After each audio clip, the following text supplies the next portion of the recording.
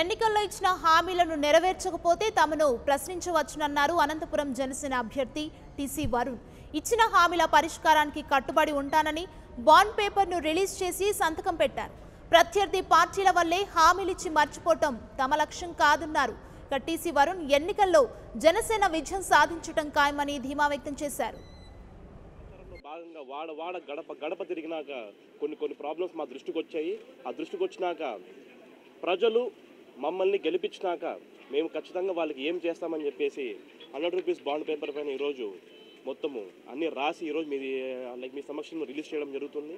దీంట్లో ముఖ్యంగా ఫస్ట్ ప్రతి ఒక్క డివిజన్లో ఒక కంప్లైంట్ బాక్స్ పెడుతున్నామండి. 50 డివిజన్లో ఎలక్షన్ అయిపోయిన వెంటనే 50 డివిజన్లో 50 ఆఫీసులు ఓపెన్ చేస్తున్నాము.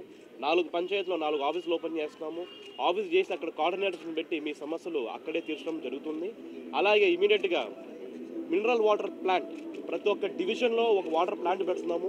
ఆ పెన్షన్లు అండి, ముసలి వాళ్ళకి పెన్షన్లు వాళ్ళ సొంత వర్గం ఏదైతే ఉంటే ఆ వర్గానికి పెన్షన్లు ఇచ్చుకుంటూ పోతున్నారు, కానీ మొత్తం అందరికీ పెన్షన్లు చేరట్లేదు. మేము ఖచ్చితంగా అధికారంలోకి వచ్చినాక ఖచ్చితంగా మీరు నన్ను గెలిపిస్తే ఈ పార్టీ అని కాకుండా ప్రతి ఒక్కరికి పెన్షన్లు అందేలాగా ఒక కమిటీని పెట్టి మేము పెన్షన్లు అందజేస్తామని చెప్పి ప్రతి ఒక్కరికి తెలియజేసుకుంటున్నాము. అలాగే ఉర్దూ కాలేజెస్, ఇక్కడ ఉన్న ముస్లిమ్స్ ఇక్కడ నుంచి కర్నూలుకో కడపకో వెళ్తున్నారు. మా నాయకుడు పవన్ కళ్యాణ్ గారు చెప్పారు, ఖచ్చితంగా వాళ్ళకి అనంతపురంలో ఒక ఉర్దూ డిగ్రీ కాలేజ్ స్థాపిస్తామని చెప్పి ప్రతి ఒక్కరికి తెలియజేసుకుంటున్నాము. ఈ బాండ్ పేపర్ ఉద్దేశం ఏంటంటే అంటే మేమేదో ఎలక్షన్ ముందు వచ్చి ఇచ్చేది కాదు. మేము ఈ బాండ్ పేపర్ ఎందుకు ఇస్తామంటే మేము గెలిచిన తర్వాత వాళ్ళకి మిగతా పార్టీలు ఏం చేశారో నాకు తెలియదు. మేము గెలిచిన తర్వాత ఇది ప్రతి ఒక్క ప్రజలకు చేరాలి.